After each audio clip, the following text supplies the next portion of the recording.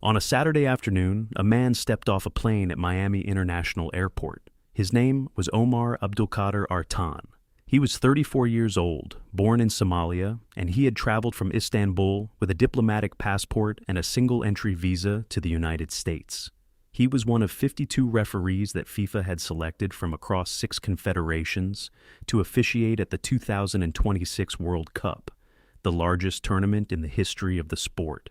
Getting to that point had not been easy. It had never been easy. Artan had been put through 3 years of continuous performance assessments, international tournaments, domestic matches, regional competitions, all of it monitored, reviewed, and evaluated by FIFA's refereeing committee under Pierluigi Collina, who publicly described the selected group of officials as the very best in the world. That is not a casual endorsement. That is the FIFA chief refereeing officer, speaking on behalf of the organization that runs the sport, saying this man belongs on the biggest stage. In 2025, the Confederation of African Football voted Artan the best male referee on the continent. 54 member associations, 1 winner. Less than 3 weeks before he boarded that plane to Miami, Artan had been on the pitch at the CAF Champions League final in Rabat on May 24th. He had handled that match. He was sharp, experienced, prepared. He would have been the first Somali referee in the history of the World Cup. He underwent additional screening by U.S. Customs and Border Protection at Miami International Airport. Then he was turned away. CBP released a statement of exactly 4 words: determined to be inadmissible due to vetting concerns.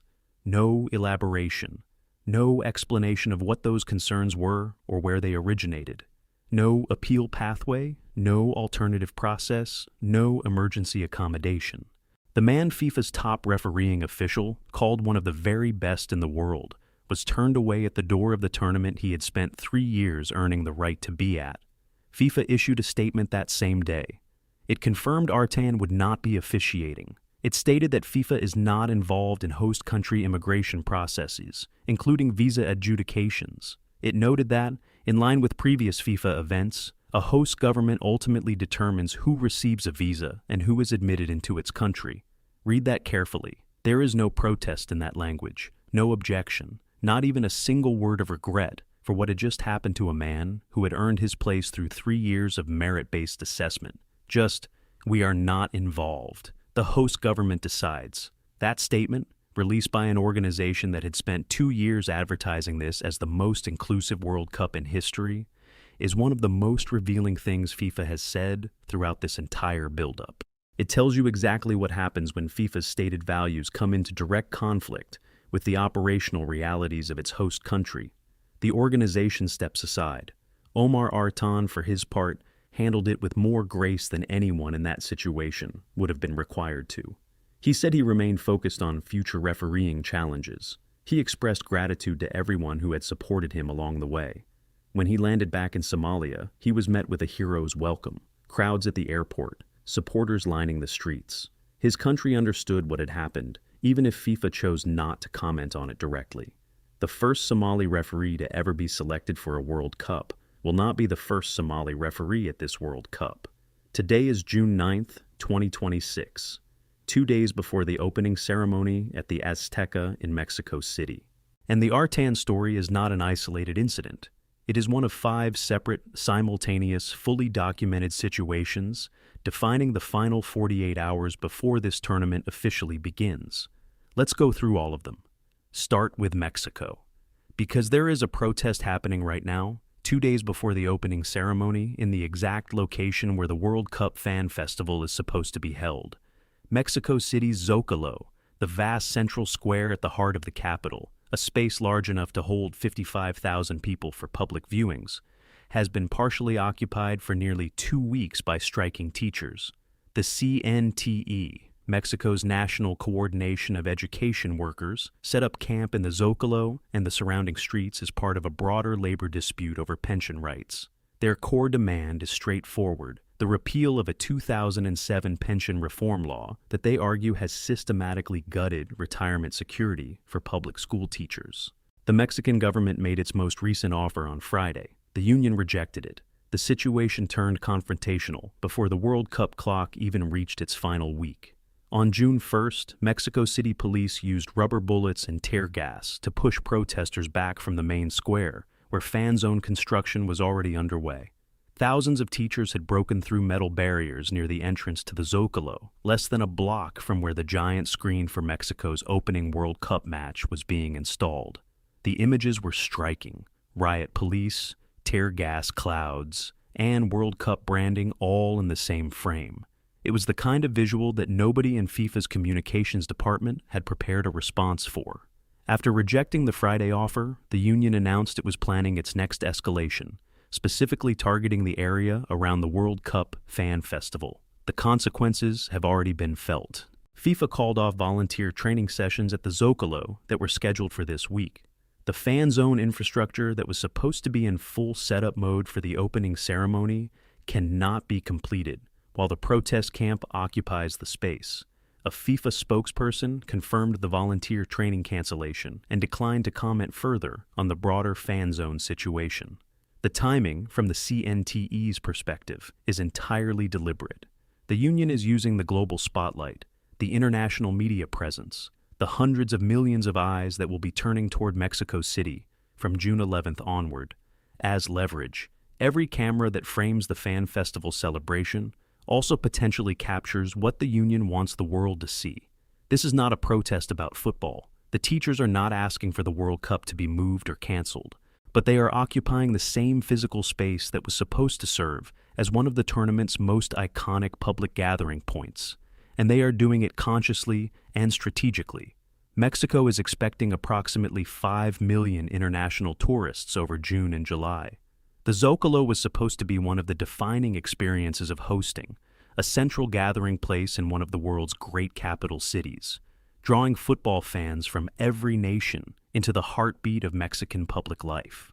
The protest camp does not make that impossible, but it complicates it in ways that nobody on Mexico City's hosting committee had planned for when they submitted their bid. And in the 48 hours before an opening ceremony, complications are the last thing any host city needs. Now, let's talk about the Netherlands, because the injury news coming out of the Dutch camp today is significant. Jurriën Timber has been ruled out of the tournament. The Arsenal defender, 24 years old, a player who appeared in the 2022 World Cup in Qatar and has since established himself as one of Europe's most reliable and versatile young defenders, has been sent home from the Dutch squad due to a groin injury that has not healed quickly enough for him to be tournament-ready in a medically responsible manner. The KNVB, the Royal Dutch Football Association, confirmed the decision after their final pre-tournament friendly against Uzbekistan, which the Netherlands won 2-1. Lucharel Geertruida of Sunderland has been called up as his replacement. Timber's situation had been known for weeks. He was included in the squad with the hope that he would recover in time. He hadn't been fully fit for a long time and had still been showing symptoms that the medical staff couldn't clear quickly enough. Ronald Koeman's coaching staff waited as long as they could, but the decision ultimately was made. He will not be at the 2026 World Cup. The Netherlands had already suffered significant attrition before Timber's exclusion. Xavi Simons, one of the most exciting young midfielders in European football, went down with an ACL injury earlier in the year and was ruled out. Matthijs de Ligt dealt with back surgery complications. Now Timber, 3 senior-level players gone before a ball has been kicked at the tournament. Virgil van Dijk is still there, and the Dutch squad still has genuine quality and depth.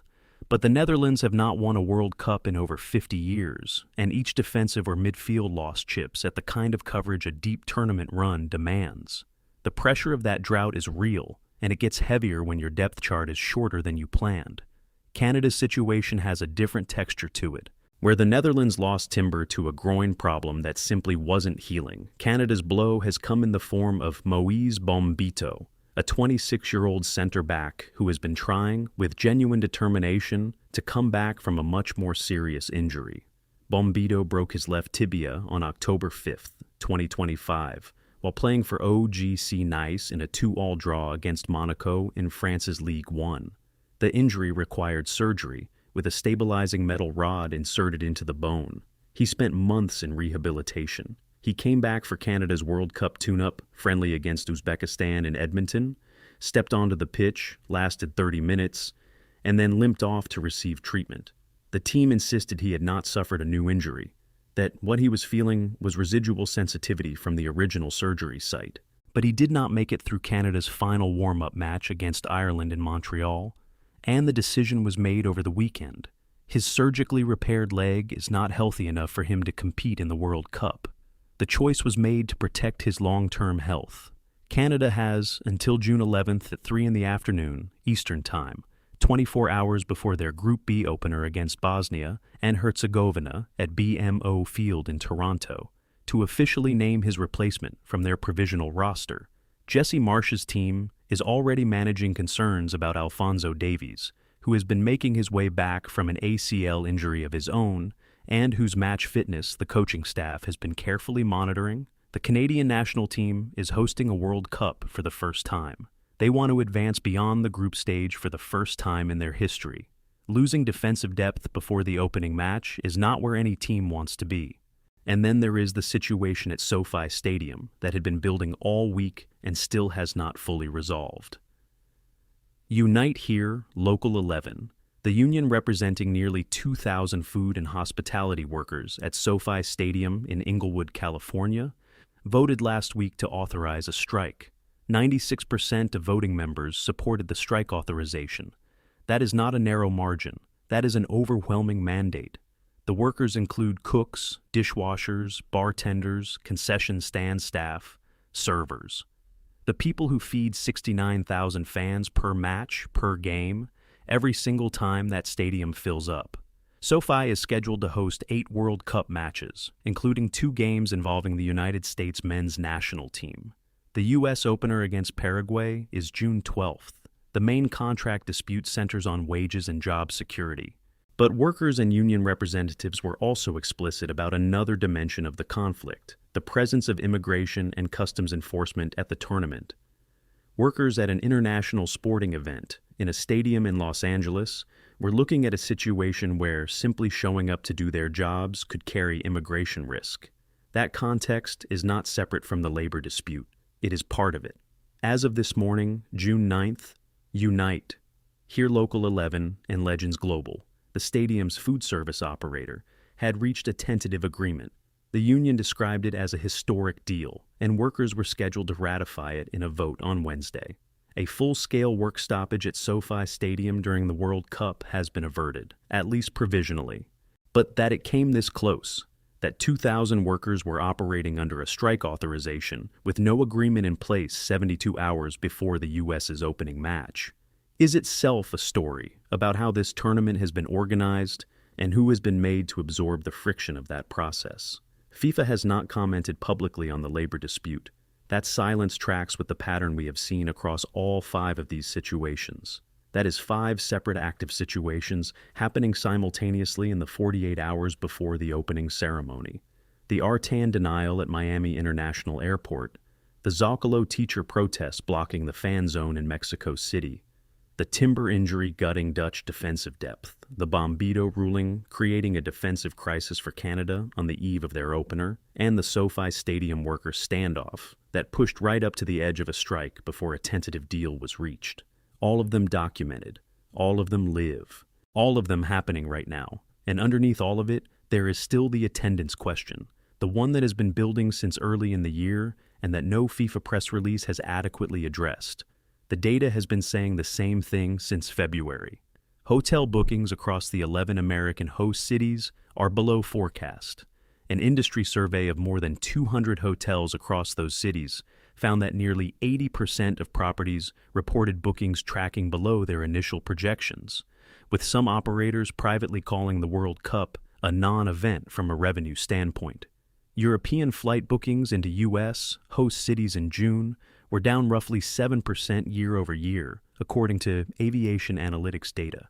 And that decline was happening despite favorable exchange rates that should have been pulling European travelers toward the U.S. market.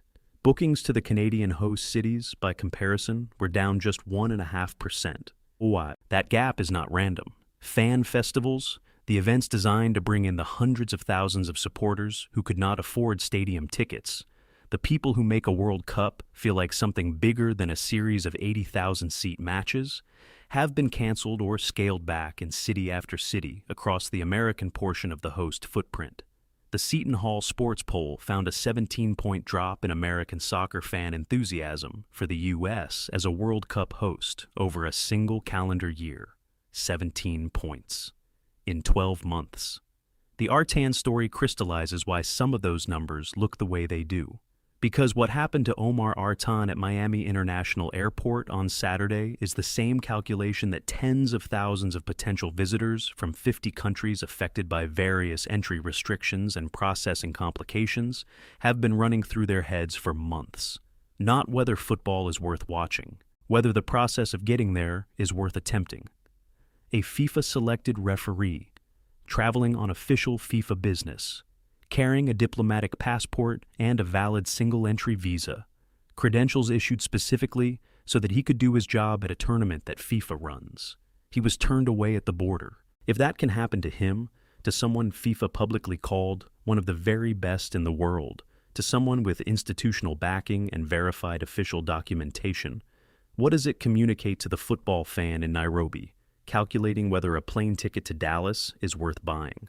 What does it say to the supporter in Algiers weighing whether the visa process is navigable? What does it signal to the family in Damascus, trying to decide whether the risk of attempting entry is one they want to take? That calculation, quiet, individual, made in millions of homes around the world over the past several months, is exactly what the hotel occupancy numbers and flight booking data are measuring. People ran the math. They weighed what Artan's experience illustrated, and a meaningful portion of them decided the answer was no. FIFA's statement said, the host government decides. The fans decided too. Now, and this matters, let's be honest about what else is also true, because the full picture is never just one thing. The football is extraordinary. The squads that have confirmed for this tournament contain some of the greatest individual players of the modern era, and they are ready to play. Lionel Messi was photographed training at the Sporting Kansas City facility in Kansas City on June 3rd, looking focused and sharp in images that went everywhere the moment they were posted.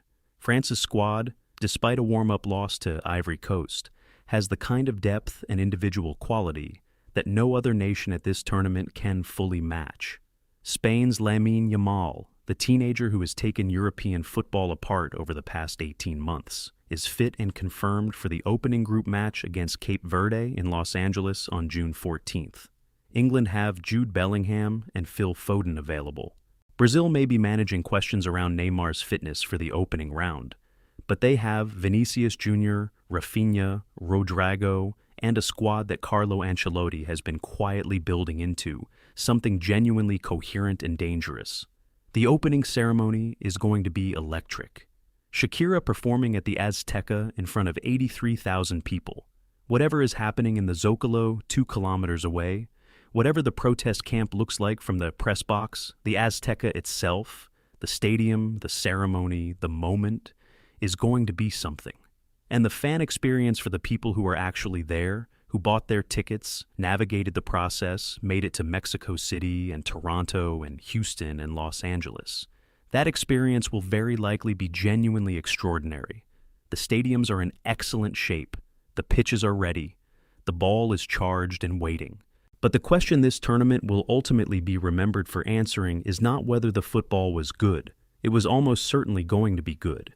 The question is whether FIFA's model, the pricing structure, the access restrictions, the commercial framework, the governance choices that produced every decision we have discussed over the past 6 months, whether that model is compatible with a World Cup that actually belongs to the world. The Artan story answers that question in a single image. A man FIFA called one of the very best in the world, turned away at Miami International Airport. FIFA's response, the host government decides. That sentence is the 2026 World Cup in 5 words.